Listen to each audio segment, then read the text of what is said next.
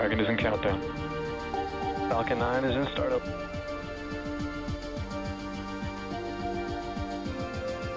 Dragon, SpaceX, go for launch.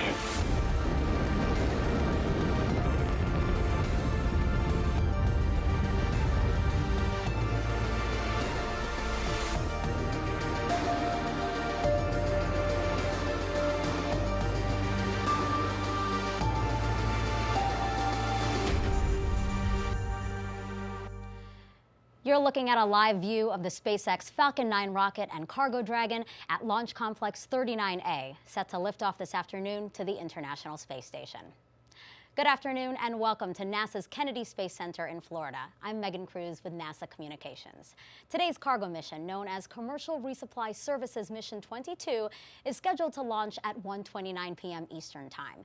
It will be the second resupply mission to the space station on the upgraded Cargo Dragon spacecraft. We will show you some of the incredible technology headed to space today, including brand new solar arrays to give the station a power boost. But first, we are really excited to be simulcasting today's live coverage on NASA TV and the SpaceX webcast with our partners based at the company's headquarters in Hawthorne, California. Let's bring in Shiva Bharadwaj now. Shiva, it's so nice to have you with us today. Thanks, Megan. It's really exciting to be covering today's mission in partnership with NASA. It's the 5th Dragon flight to the International Space Station since May 2020, with many more planned for the upcoming year. And as you mentioned, this will be the second cargo resupply mission for our upgraded Dragon. This cargo vehicle will be joining the Crew 2 vehicle on orbit, making it just the 3rd time that we've had 2 Dragons docked at the space station. Now you're looking at a live view of a brand new Falcon 9 booster. This is actually the first new booster that we're using this year, and the vehicle stands 229 feet tall, or slightly taller than a 21-story building. Now, Falcon 9 is a reusable 2-stage rocket designed and manufactured by SpaceX for the reliable and safe transport of both people and payloads into Earth orbit and beyond. This Falcon 9 rolled out to the pad and went vertical on Tuesday, June 1st around 3 p.m. Eastern Time. And actually, just before the program started at around T-minus 35 minutes, we began loading propellants onto Falcon 9. Falcon 9 uses 2 propellants. The first of those is a fuel, a refined form of kerosene known as RP1 or Rocket Propellant 1. And for our oxidizer, we use super chilled liquid oxygen, referred to as LOX. We chill the LOX well below the boiling point, which helps increase its density so we can load more of it into the first and second stages. Now, to start the engines, we also need an ignition source. For that, Falcon 9 uses a chemical igniter called TTEB. You'll see a characteristic green spark at around the T-minus 0 mark right before the rocket takes off. Now, the bottom 2/3 of the vehicle is what we refer to as the first stage. Its objective is to accelerate the vehicle through the Earth's atmosphere to space, and then it'll separate from the rest of the rocket. Today, we will be attempting to recover this first stage on our drone ship named Of Course I Still Love You. That's stationed out in the Atlantic Ocean. And if you've been keeping count at home, if we successfully land the Falcon 9 today, it'll mark our 86th successful landing of an orbital class rocket. Now, on top of the first stage, we have Falcon 9's second stage. It has a single Merlin vacuum or MVAC engine that ignites after the first stage separates. The second stage is ultimately what will carry Dragon into its intended orbit, allowing Dragon to then separate and then eventually for it to continue with its rendezvous to the International Space Station. Now, finally, at the very top of the rocket is the Dragon spacecraft. Dragon was designed from the beginning to be reused. This new version of Dragon was designed for up to 5 flights, while the previous version could only support 3. Just like today's Falcon 9, we're flying a brand new Dragon spacecraft, which we'll hope to fly again in the future. And a bit later on in the broadcast, I'll share some details on the advancements we're making with reusing certain aspects of the vehicle. Now, today is a cargo mission, and we are delivering nearly 7,000 pounds of cargo to the International Space Station. That includes critical material to support dozens of science and research investigations that'll happen on board the orbiting laboratory. To this day, Dragon remains the only spacecraft currently flying that's capable of transporting significant amounts of cargo to and from planet Earth. We'll get a little more into detail on what some of that research is later on in today's webcast. But first, why don't we check in at the launch site, Kennedy Space Center, with Marie. Marie, how are things over there? Hey, Shiva, nice to see you. Things are looking actually much better than they were just an hour ago at the launch site. If we could take a live look again at Launch Complex 39A, you can see some cumulus clouds in the area. Weather still standing at about 60% favorable for launch, and it's been trending in a better direction. In fact, just an hour ago, we had no-go conditions for weather. We were in violation of the cumulus cloud rule, but the threat seems to be diminishing at this hour.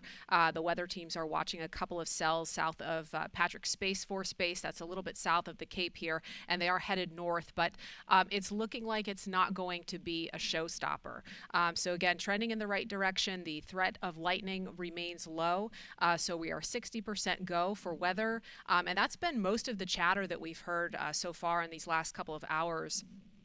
Technically speaking, we have heard SpaceX working no major issues, and again, we're looking live at the launch pad there. You can see some of that liquid oxygen venting off of the first stage Falcon 9 booster. One other really cool thing about this first stage booster, if SpaceX successfully recovers it and refurbishes it, this is the same booster slated to launch the next 4 astronauts to the International Space Station in October. Those will be NASA astronauts Raja Chari, Thomas Marshburn, Kayla Barron, and European Space Agency astronaut Matthias Maurer. So NASA's Commercial Crew Program folks watching this mission closely with particular interest in that first stage booster. So we have fueling again well underway. That began on the first stage at T-minus 35 minutes. We're standing by for fueling on the second stage at T-minus 16 minutes. And then as we move a little bit closer to launch, the Falcon 9 pre-launch engine chill will begin at T-minus 7 minutes, followed by the transition to internal power at T-minus 5 minutes. And that period, those last 5 minutes before launch, are what we call terminal count. And then as we close in on that final minute before launch, the propellant tanks will be pressurized for flight. The SpaceX launch director, Frank Messina, will verify whether the team is go for launch. And finally, we'll be standing by for liftoff at 1:29 and 15 seconds p.m. Eastern Daylight Time. And Falcon 9 has just that single second to launch today in order to rendezvous and dock to the space station as scheduled. That is tracking for approximately 5 a.m. Eastern Time, Saturday morning, June 5th. So we'll continue to keep an eye on the weather and give you an update as we get a little bit closer to liftoff. For now, Megan, back to you. Murray, thank you. All right, as promised, it's now time to check out some of the fascinating payloads packed inside Dragon today. We'll first look at some of the science experiments sponsored by the ISS National Lab.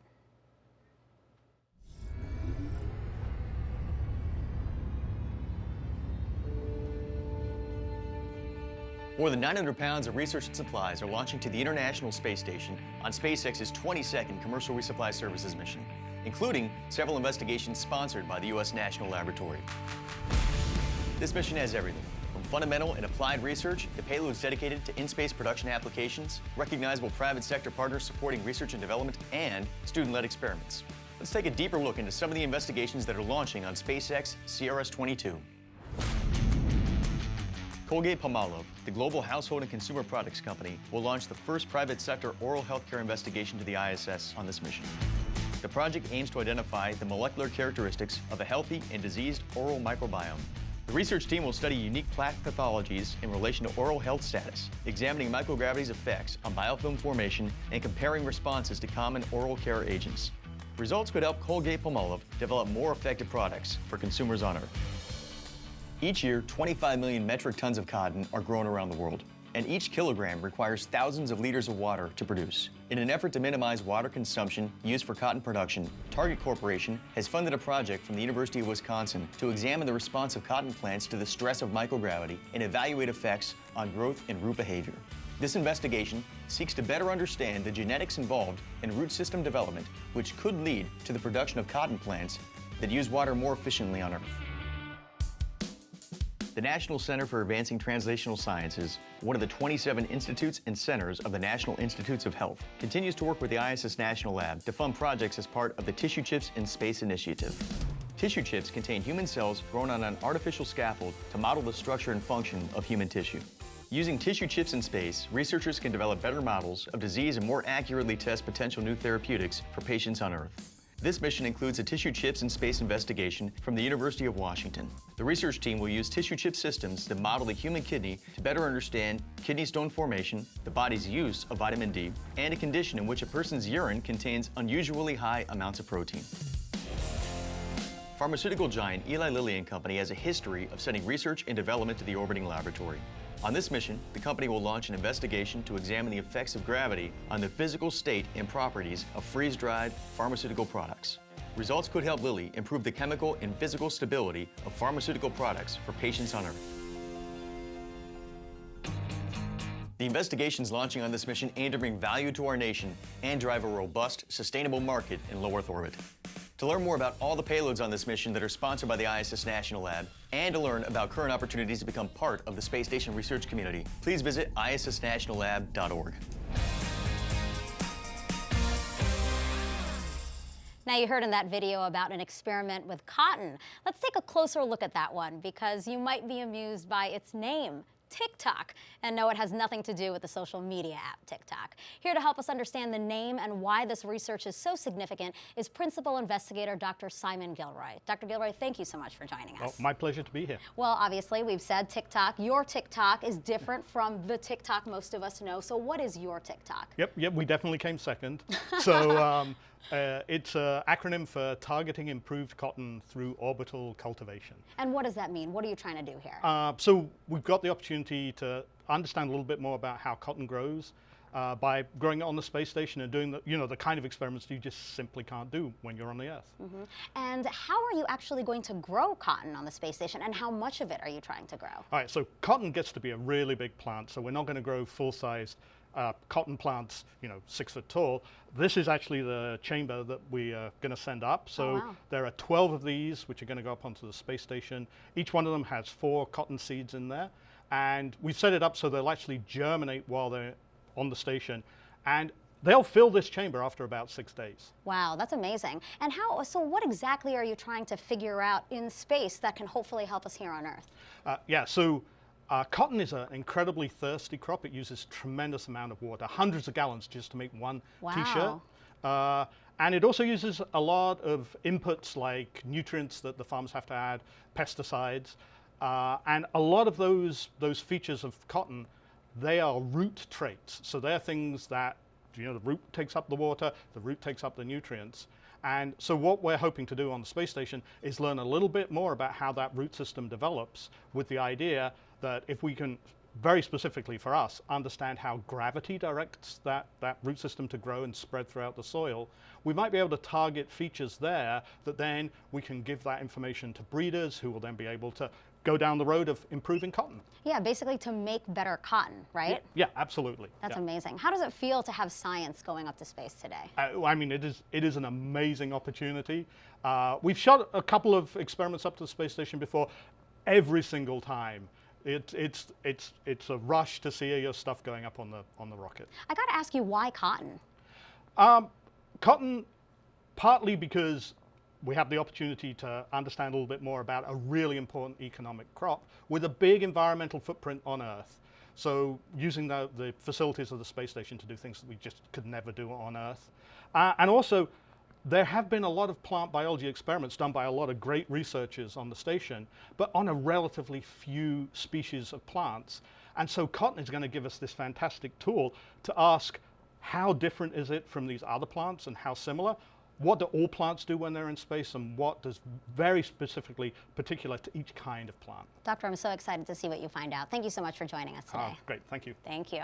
And one more notable payload I wanted to tell you about is the first satellite developed by the island nation of Mauritius. That's east of Madagascar, if you didn't know that. Its CubeSat, which is a small satellite about this big, will photograph the region and conduct experimental communication with other islands. So really cool there. Again, just really fascinating payloads on today's mission.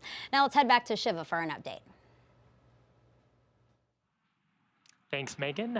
We're just under T-minus 15 minutes and counting to the liftoff of a Falcon 9 carrying Cargo Dragon on the next commercial resupply mission to the International Space Station. Now, as we talked about earlier, Dragon was designed with reusability in mind. To date, 9 of our cargo resupply missions have launched on flight-proven Dragon spacecraft. And while we have a history of reflying cargo vehicles and now crew vehicles with the successful launch of Crew 2, as of today, we will also reuse Dragon's heat shield structure for the first time. The heat shield flying today safely returned astronauts Bob Behnken and Doug Hurley to Earth on the Demo 2 mission last year. Reusability allows SpaceX to refly the most expensive parts of the spacecraft, and that in turn drives down the cost of space access. So while Dragon today is a new vehicle, there are a handful of components flying that have seen some space before, the heat shield structure just being one example. Now, speaking of new technologies, the astronauts on board the International Space Station are eagerly awaiting this next delivery of science to keep them busy on the world's only orbiting laboratory. We had a chance to catch up with a couple of them to hear about the work they've been doing since they arrived safely on the Crew 2 mission back in April. Hi everyone, welcome to the International Space Station. I'm Aki Hoshide, and we're here during Expedition 65, and I'm Megan MacArthur, one of the flight engineers for the mission. And you probably know we have a cargo mission coming up real soon, SpaceX 22. And I'm excited to see what that's going to be like. I think it's going to affect our pace and everything that we've got going on. Aki, you've seen this before. You captured actually the first cargo resupply mission from Dragon about 9 years ago. So tell me, what was that like? Yeah, 9 years ago. That's a long time ago. Well, that was my first time to actually capture a cargo vehicle with a robotic arm, and so it was a horrifying 2 minutes, holding my breath and trying to capture it without making any mistakes. This cargo Dragon will be actually a little bit different. So what's different about this one? This time it's just going to dock. So without the help of the robotic arm, it's going to automatically dock to the International Space Station. And of course, it will be similar to our crewed vehicle that we came up in, so everything should look pretty much the same. Just there won't be people, there'll be cargo and a lot of science experiments. Some of the science samples will arrive in powered payload lockers, so they can be frozen temperatures. But some of the samples will arrive in this cooler type of bag, which is called a double cold bag. It's a super insulated bag, and we put ice bricks in there along with the samples to keep them at the right temperature. So I'll show you what that looks like. Oh, looks like we have a stowaway. These are the ice bricks, and they can maintain a temperature between -32 and +37 Celsius. They're just room temperature right now, or I wouldn't be holding them with bare hands. But you can see we would fill that up with the ice bricks as well as the samples. We also send samples home this way, and they have a certain amount of time that they will stay at temperature before they're recovered by the team on the ground. You know I'm excited about the tardigrades. I told you about the water bears, super excited about that. They're little microscopic creatures that can survive in extreme environments. And the Cell Science 4 experiment is looking at what can we see by looking at their genes? How do they survive and adapt to extreme environments? And then the hope is that that information can be used to look at stress factors in humans when we're living in space. Another one I think is really exciting that has benefits both for us in space but also on Earth is a new ultrasound experiment, the butterfly ultrasound, and it's looking at portable ultrasound technology with mobile tech. Some really exciting stuff that kind of covers a big spectrum. Yeah.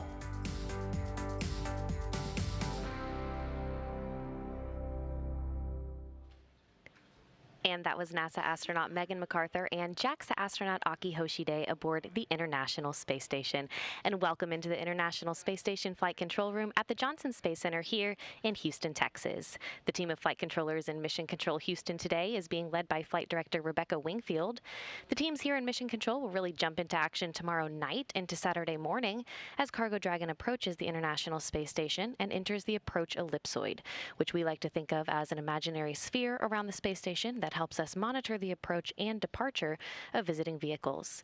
There are currently 7 crew members living and working aboard the International Space Station. Expedition 65 consists of NASA astronauts Shane Kimbrough, Megan MacArthur, and Mark Vandehei, Roscosmos cosmonauts Pyotr Dubrov and Oleg Novitsky, Aki Hoshide of JAXA, and Thomas Pesquet of the European Space Agency. One major component flying in Dragon's trunk today is the first pair of Boeing-made iROSA solar arrays, which will be installed to the 2B and 4B channels of the P6 truss by Thomas Pesquet and Shane Kimbrough over 2 spacewalks planned for June 16th and June 20th. This will be the first of 3 deliveries of these iROSA solar arrays. There will be 6 in all to upgrade and augment the power for the 6 of 8 power channels on the station. As Crew Dragon approaches the International Space Station in the morning hours on June 5th, NASA astronauts Shane Kimbrough and Megan McArthur will be monitoring the arrival from the station's cupola. And once Dragon arrives to the station, it will dock to the Zenith port on the space-facing side of the station's Harmony module and will join 4 other spacecrafts: Crew Dragon, Cygnus 15, the Soyuz MS-18, and Progress 77. Cargo Dragon will remain attached to the International Space Station for about 1 month before being packed up with critical science and supplies and will splash down in the Atlantic Ocean for that science to be analyzed back here on Earth. Again, everything is still a go from here in Mission Control Houston, and we're looking forward to welcoming another vehicle to the International Space Station. So for now, we'll head back out to Kennedy. Megan. It is now T-minus 8 minutes and counting until liftoff of the Falcon 9 rocket and Cargo Dragon on the next resupply mission to the International Space Station. Now, you heard Courtney just mention the new solar arrays again. So let's take some time to go more in depth about those because they're really important to the station and what happens there. Take a look at your screen now. This is the first pair of the new Boeing-made ISS rollout solar arrays known as iROSA. They are made up of compact panels you see there that roll open like a huge yoga mat, 63 by 20 feet each. Here they are inside the Space Station processing facility at the Kennedy Space Center before being packed inside Dragon. The space station currently has 8 pairs of solar arrays. The oldest pair has been in use for more than 20 years. The 2 new solar arrays, plus 4 more to be delivered later, will produce a total of more than 120 kilowatts of electricity. That is enough to power more than 40 U.S. homes. Once combined with the 8 original arrays, the new ones will boost power to the station up to 30%, maximizing use for the orbiting lab for many years to come. And these 2 new solar arrays, like Courtney said, are going to be installed this summer. Now let's head back over to Shiva for an update. Shiva? Thanks, Megan. We're just over T-minus 7 minutes to go. The SpaceX team currently working no significant issues with the vehicles. At this point, Rocket Propellant 1 fuel is nearly fully loaded on the first stage, completely loaded on the second stage. Liquid oxygen loading is underway on both of the stages as well, and that'll complete at about T-minus 2 minutes to launch. We're also loading helium gas into both of the stages. Falcon 9 uses helium as a pressurant. That's to backfill the propellant tanks as we consume liquid oxygen in RP1 by the Merlin engines during ascent.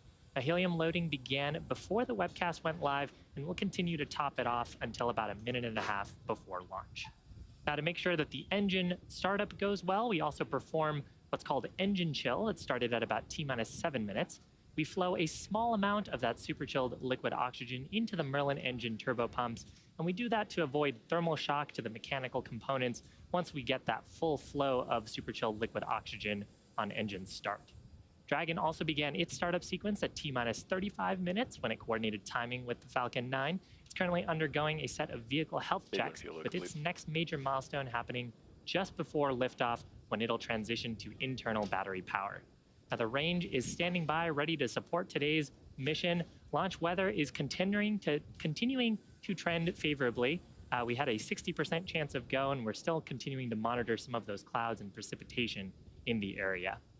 So with that, the launch team, Falcon 9, Dragon, the range, all looking good. Weather also trending good. And at about T-minus 5 minutes to go, I'm now joined by Marie to help me walk through these final moments of the terminal count. Marie? Yeah, Shiva, as you said, weather trending in the better direction. It was a little bit hairy for a couple minutes there.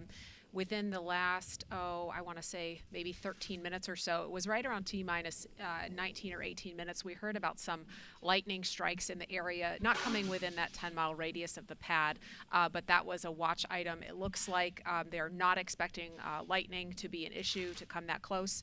And that cell that I mentioned to the south of the pad looks like Dragon has there's going to be a little bit transitioned more to configure for separation terminal count. between that.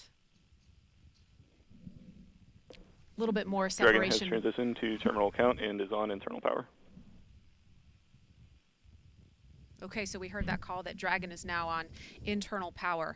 Again, as Shiva mentioned, the team has already conducted its pre-launch engine chill. Again, this is when SpaceX injects a small amount of super chilled liquid oxygen to prepare those Merlin engines inside the first stage to allow for full propellant flow during flight.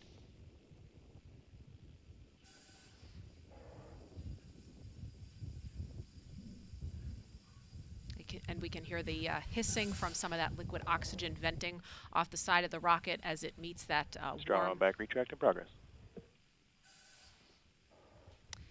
We just heard the call out there as well for strong back retract. The strong back is the truss structure next to Falcon 9 that provides propellants and power to the vehicle. So you can see the clamp arms are opening around the second stage, and the strong back will retract a couple of degrees away from the vertical position, helping to clear the way for Falcon 9's ascent. In these last few minutes, Falcon 9 is performing a set of health checks on its primary communications, avionics, and propulsion systems in preparation for flight. We'll continue to hear call-outs. The engines are sufficiently chilled in, and for some of these milestones that are coming up next. And there you can see the strong back starting its retraction away from the vertical position.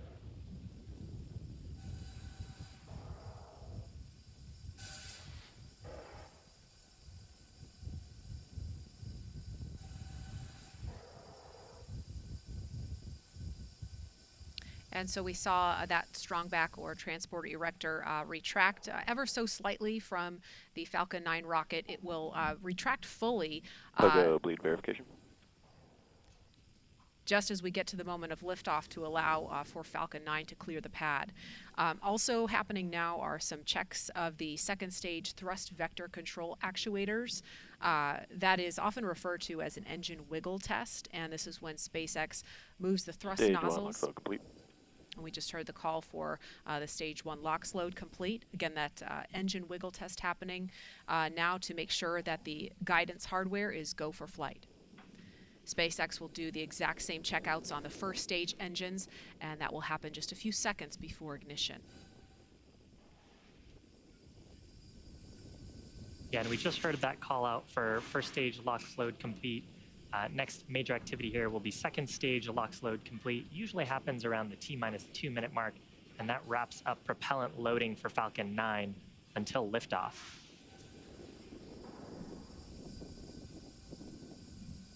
Dragon also continuing to perform final health checks Stage to make 2 sure LOX all load of complete. its systems are ready to go for Dragon is in ascent auto and idle. rendezvous with the International Space Station. Weather continuing to trend favorably as Dragon transitions into its ascent state.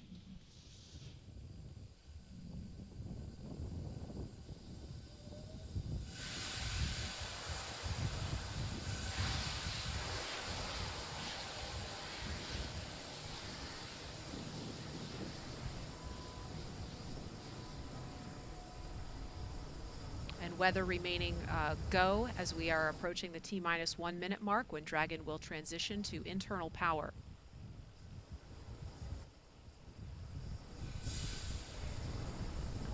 Falcon 9's in startup. Dragon is in countdown.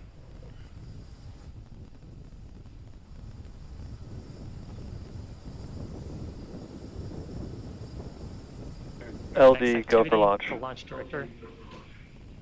Launch director pulled Stage go 2, for press launch. flight. So with that, all systems are currently go. We're just over T-minus 30 seconds to liftoff. T-minus 30 seconds. And at T0, the rocket will be released from the hold down clamps at the pad. And as I mentioned earlier, that strong back right next to the rocket will retract the rest of the way, clearing the way for liftoff. Stage 1, press for flight. T-minus 15 seconds. Falcon 9 is configured for flight. 10, 9, 8, 7, 6, 5, 4, 3, 2, 1, 0.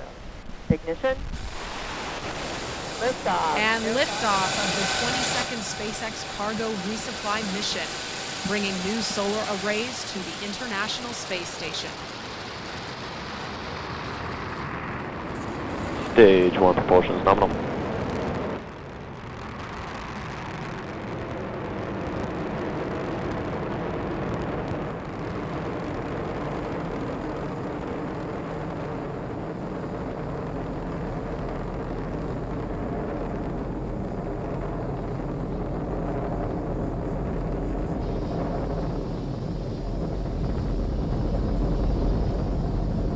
We're at T plus 40 seconds into flight. Awesome shot looking Power and back telemetry nominal. at the Cape, where Falcon 9 has launched. We're coming up on the next major milestone. That's the point of maximum aerodynamic pressure. That's when the Falcon 9 is stresses on the supersonic. vehicle will be the highest. Execute. So in preparation for maximum aerodynamic pressure, we throttled down those Merlin 1D engines. Now that we're through that point, we'll throttle back up and continue on to the next of our sequence of events. We have several happening in rapid succession. That'll be main engine cutoff, followed by a stage separation. Then we'll have a first stage flip maneuver, second engine start, number 1, and then a boost back burn on the first stage. Now, main engine cutoff, or MECO, that's where all 9 of the Merlin 1D engines on the first stage will shut down. That's followed shortly after by stage separation, when both the first and Embark second is chilling. stages will separate. From there, the first stage will flip to prepare itself for entry. A few seconds later, the Merlin vacuum engine on the second stage will ignite to boost the Dragon into a low Earth orbit. That's called SES-1. And then finally, on the first stage, we'll have boost back burn start to slow down the first stage in preparation for re-entry. So again, those 5 events: MECO, stage separation, first stage flip maneuver, second engine start, and then the boost back burn, all coming up just in under 10 seconds from now.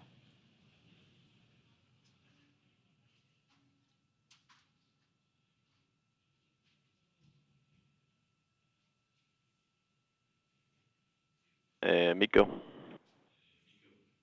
Stage separation confirmed.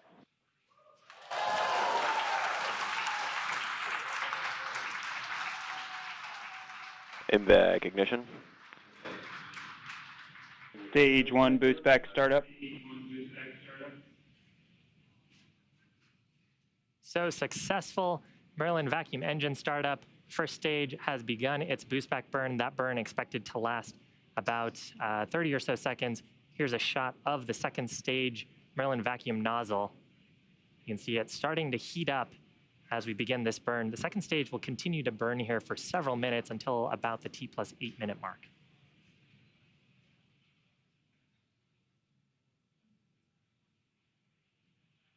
Stage 1 boost back shutdown. If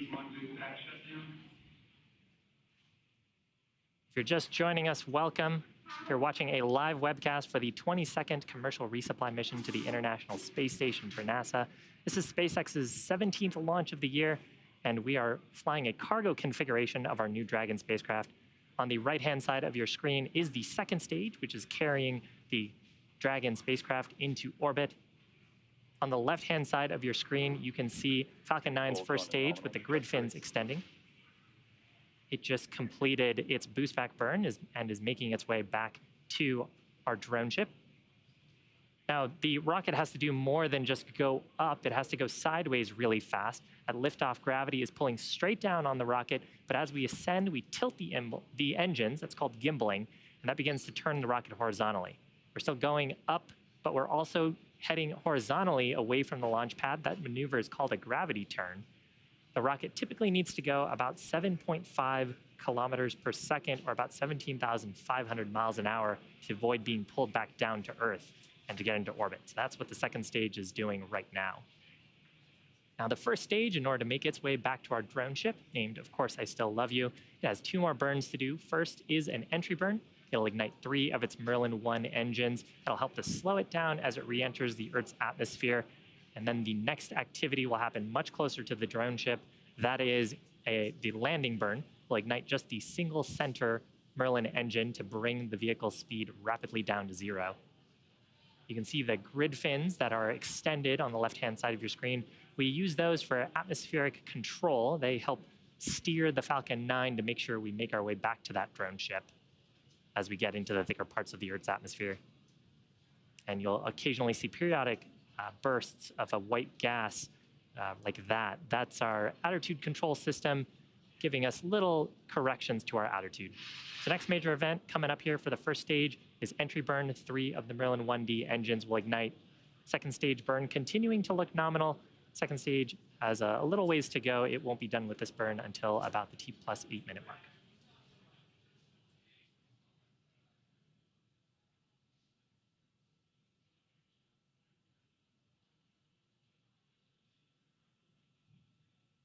Stage 1 FTS is saved. Trajectory nominal. Stage 1 entry burn startup. So with that, 3 Merlin 1D engines on the first stage igniting to reduce the vehicle's velocity. You can see that on the bottom left corner of your screen.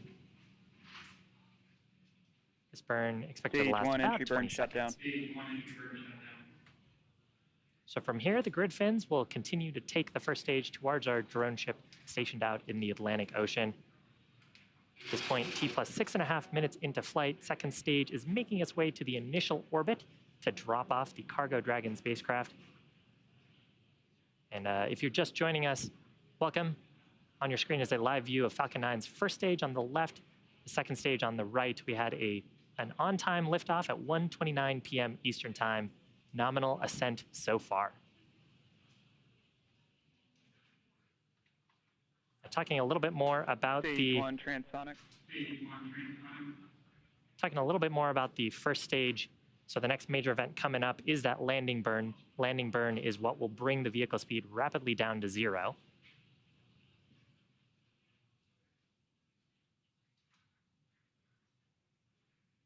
Amazing shots of the first stage during re-entry. Once we get closer to the drone ship, we will deploy our 4 symmetric landing legs around the base of the first stage for hopefully a nice soft touchdown on that drone ship. You can see a shot of that on the right-hand side of your screen.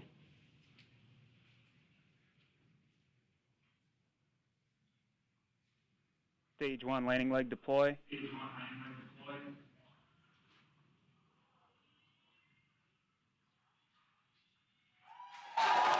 Picture perfect landing of that Falcon 9 for the first stage. First landing for this first stage. 86 successful recovery overall for SpaceX.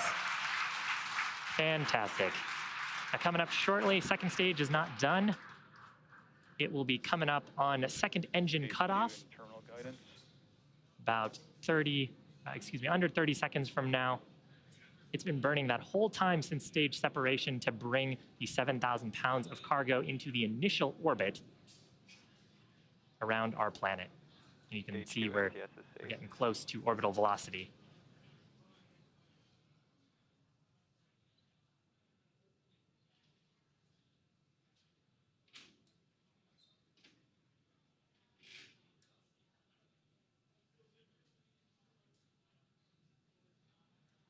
Expected loss of signal. Seco. Shutdown of the second stage engine. From here, we'll be looking at telemetry, make sure we are in the intended orbit. Nominal orbit insertion. Fantastic. So with that, the second stage has just one major task left. It is commanding separation of the Dragon spacecraft just a few minutes from now. Until separation, the second stage will be making some small adjustments during this coast prior to Dragon separation. And we're hoping to have video, there's some video, into the unpressurized cargo section of Dragon. This video from the top of the second stage. We got a good look there at the new rollout solar arrays that Cargo Dragon is bringing to the International Space Station. So separation of the Dragon spacecraft expected at about T+12 minutes. We have a little bit of a coast here for ground operators in mission control behind me to ensure that the vehicle is in the right configuration, that there's no conditions that we may want to watch out for after separation. But Dragon and the Stage 2 right now in orbit.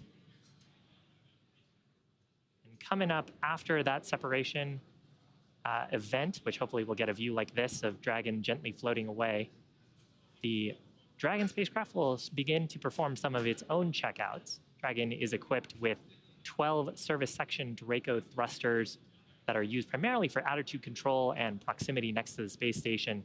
It's also got 4 Draco thrusters on the top of the vehicle underneath its nose cone that we use for our thrust maneuvers to help us rendezvous with the International Space Station.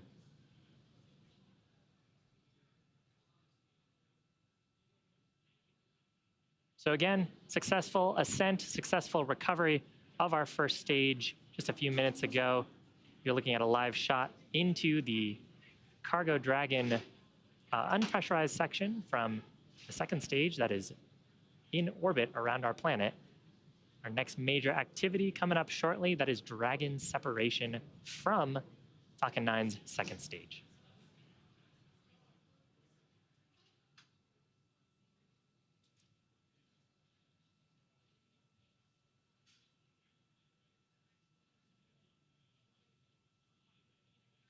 Something a little bit different about this Dragon spacecraft. If you followed our first version of Dragon, you'd know that it had deployable solar arrays. This version of Dragon has conformal solar arrays on the body of the spacecraft. So those are mounted along the exterior panel of the trunk that we're looking into right now. Those provide power for the spacecraft as it makes its way to the space station. Dragon separation confirmed.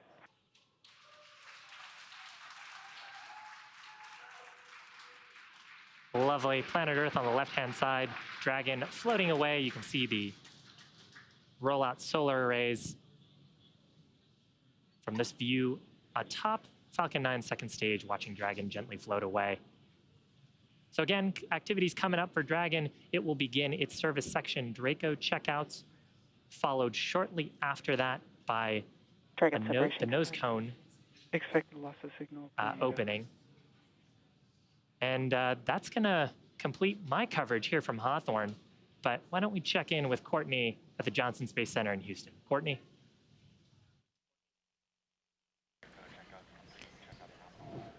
Thanks, Shiva. Again, just standing by for that nose clone deploy.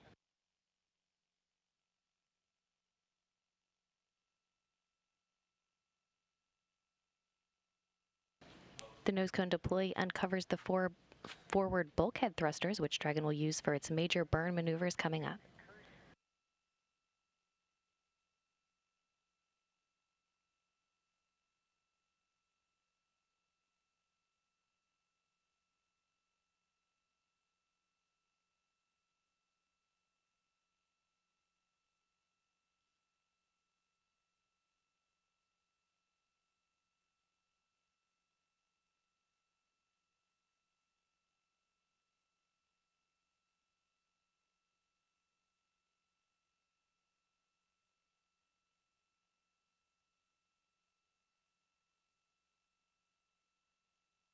And nose cone hooks are driving now.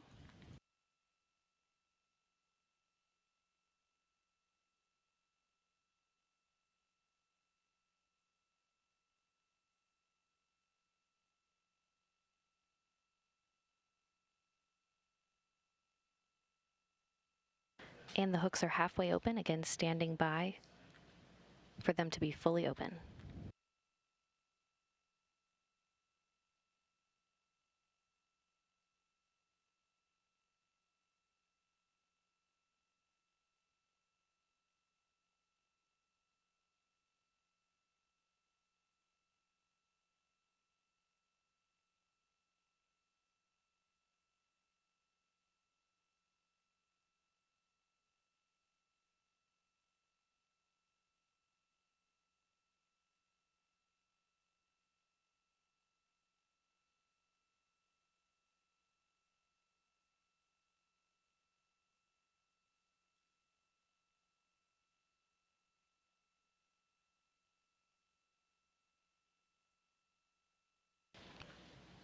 Again, standing by for nose cone deploy. That nose cone will stay open in the position until the very end of the mission.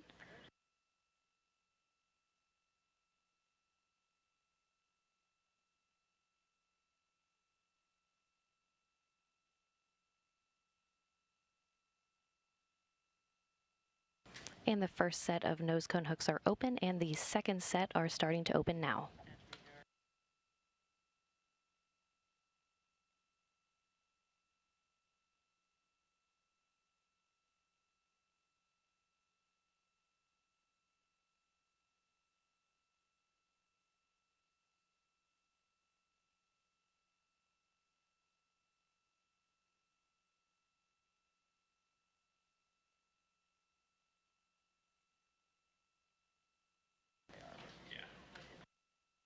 Again, once the nose cone is open, it will stay in that position until the very end of its mission, closing prior to re-entry to provide some additional protection to some hardware during re-entry.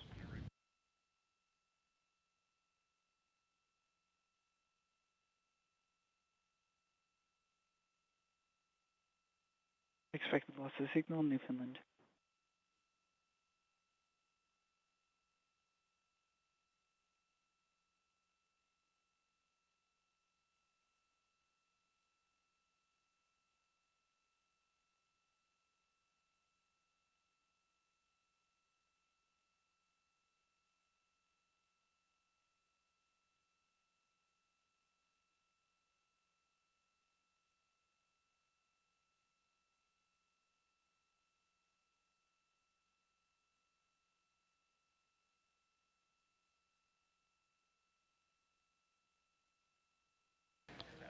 Again, standing by for confirmation of nose cone deploy, and this nose cone deploy will uncover those 4 bulkhead thrusters, and that's what Dragon will use for its major burns coming up throughout the next day to catch up with the space station before docking.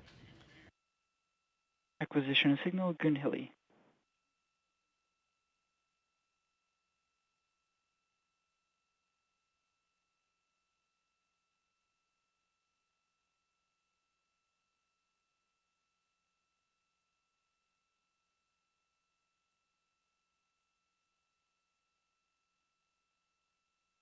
And the nose cone is opening.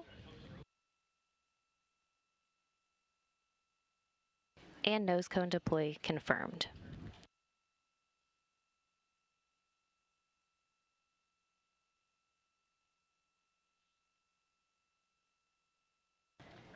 And with nose cone deploy now confirmed, now joining me on the phone is manager of the International Space Station Office for Systems Engineering and Integration, Jeff Arend. Jeff, one major component in Dragon's trunk today is the first set of IROSA solar arrays. Can you tell us the importance of augmenting the station's power supply through these IROSA spacewalks later this month? Absolutely, Courtney. How do you hear me? I hear you great. Okay, very good. Yeah, that's a great question. So I'm going to kind of start at the beginning a little bit because the punchline at the end is probably the best. But, over time, our solar arrays age. And so the first set of arrays have been up there over 20 years. Our most recent arrays we brought up, just before shuttle retirement. Those arrays are over 10 years old as well. And then the set in between are closer to 15 years old. So over time, the arrays aren't as efficient at generating power. So that's one of the things we wanted to fix with the augmentation. So when the first 2 we do are the oldest arrays, which makes sense. The first 2 that we replace, and that will effectively restore those arrays back to what we would call their beginning of life properties. And in the case of the newer arrays, the ones that are 10 to 15 years old that will eventually get the IROSAs, they'll actually be able to generate more power than they can today. So this provides basically 3 significant benefits. I kind of alluded to one of the 2, which, but let me kind of go through in order here in my logical mind. So for one, for our solar array constrained events, it makes it easier for us to manage the solar arrays. An example of that would be about what we're going to see tomorrow. So visiting vehicle dockings and undockings, the arrays can't always point at the sun. We have to protect them from plumes from the vehicles coming and going, as well as some of the loads that we see on the arrays. So we call those a visiting vehicle or solar array constrained event. It also helps us, this augmentation is going to help us to fully to extend the life of ISS and fully execute our full suite of research as we move forward. And probably most importantly, it allows us to power more science and research, especially in the form of future exploration systems and commercial users. The one that I'm thinking about in particular would be the Axiom module that we hope to see later on in a few years from now on the front of Node 2. And of course, these resupply missions deliver science, hardware, and other cargo, like you were just saying, to the station. How critical are these deliveries for the station and astronauts? So over any 6-month planning period, there are hundreds of experiments being conducted on board. The vehicle that delivers our crews, the vehicles that deliver our crews, they do a great job of getting the crews there safely to and from station, but their cargo capacity is very limited, on the order of 100, maybe 200 kilos. We couldn't conduct all the science we do, as well as provide for our crew members, without our cargo resupply vehicles, which can carry about, in this particular case, about 2 metric tons of pressurized cargo and research. Our cargo flights are vital to maintaining and fully utilizing our orbiting laboratory. In the case of this SpaceX-22, we're bringing up about 900 kilos of research supplies to support our ongoing science program, and it will also return about 1,200 kilos of science samples and supplies for human research, biology, biotechnology, physical science investigation, and education studies. The return piece of this, the science and research return, it can't be emphasized enough, because a unique service that the SpaceX cargo vehicle provides is return cargo. Otherwise, the only way we can get return cargo down in samples is on our crewed vehicles, which again is fairly limited. These vehicles also bring critical spares to help us maintain our onboard systems, keep the space seats maintained, and of course provide food and crew support items. So super critical to what we do each and every day. And as always, it's a busy time aboard the International Space Station, with cargo vehicles and crews coming and going. 1 Russian spacewalk behind us and 2 U.S. spacewalks later this month. Can you kind of lay out how complex the next few months will be for the station program and the global partnership? Complex. Well, I hope I don't have to call it complex. Maybe exciting, fast-paced, fun times.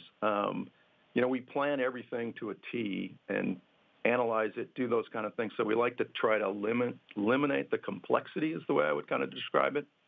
But you're right, it's a very busy time. And so from a visiting vehicle point of view, I think the upcoming amount of traffic is about as busy as we've ever had. There are also going to be some configuration changes, mostly on the Russian segment, that will keep our flight control, engineering, and partners very busy over the next few months. As you pointed out, with the completion of the Russian segment EVA, which was actually yesterday, it seems like days or weeks ago, as fast as everything is going here lately. But the Russian segment is now going to be ready for the undock of the docking compartment, which is another module that's been on board for about 20 years or so. And this opens the port up for the next, basically the 3rd large module that our Russian partners will be bringing to ISS. It's the MLM, or multi-purpose logistics module, and that docking is later in July. But before that, shortly after SpaceX docks, we'll be conducting 2 EVAs ourselves, one on the 16th and the other, if things go well, on the 20th of June, to install the IROSA arrays. Maybe this is where complex comes into play. All EVAs are challenging, but these IROSA arrays in particular are probably more so than some of our other ones. And then finally, shortly after the MLM arrives, near the end of July, we'll need to relocate the Crew 2 vehicle from the Node 2 forward port to the Node 2 zenith port, which will enable the launch and docking of the OFT-2 crew demonstration vehicle near the end of July, or the first part of August. So yes, a very busy, exciting time for us. All right, Jeff, well, thank you so much for joining us today. And back here in the International Space Station Flight Control Room, flight controllers are monitoring the systems on the station itself ahead of Dragon's arrival Saturday morning. Again, once Dragon crosses that approach ellipsoid, which we see as an imaginary sphere around the station, flight controllers here in Mission Control Houston will begin joint operations with SpaceX teams over in Hawthorne, California. NASA astronauts Shane Kimbrough and Megan MacArthur will be monitoring the approach and arrival of Dragon with the planned docking Saturday morning at 4 o'clock in the morning, Central Time. Once Cargo Dragon is docked to the station, MacArthur and Kimbrough will begin hatch operations to open the hatches between the International Space Station and Cargo Dragon. And again, everything is still on track in the International Space Station Flight Control Room, so that'll do it for us here in Mission Control Houston. Now back over to Kennedy. Megan? Thanks, Courtney. That's going to wrap up our launch coverage of NASA's 22nd SpaceX Commercial Resupply Services mission. Cargo Dragon is on course to dock to the International Space Station at about 5 a.m. Eastern Time Saturday morning. We will, of course, have live coverage of rendezvous and docking beginning at 3:30 a.m. Saturday morning Eastern Time. In the meantime, you can follow the mission at nasa.gov. Thank you so much for joining us. We'll leave you with some beautiful views of today's launch. T-minus 15 seconds. Falcon 9 is configured for flight. 10, 9, 8, 7, 6, 5, 4, 3, 2, 1, 0. Ignition. Liftoff. And liftoff of the 22nd SpaceX Cargo Resupply mission, bringing new solar arrays to the International Space Station. Stage 1 propulsion is nominal.